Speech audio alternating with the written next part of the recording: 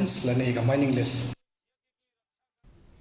sudden ban of commercial vehicles by a pressure group at Tengar on July 26th has led to the cancellations of about 30% of the bookings, much to the dismay of the Tourism Operators Association, who has assured the tourists that the situation is calm. Banlum Bla and Gerald Duya, the President and General Secretary of the association respectively, said guests who were scheduled to visit Sora and Dauki had to be diverted to other tourist locations, thereby hampering their operations. The association had also submitted a letter of concern to the Tourism Minister on Monday.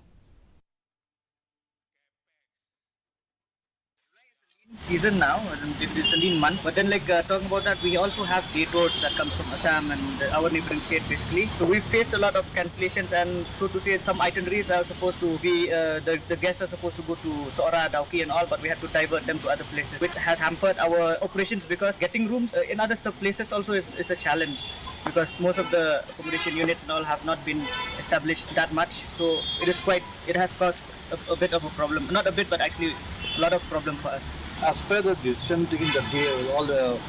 tourism stakeholders associations, we have written to the minister, and we have just handed over a copy of that letter which we are supposed to give to him.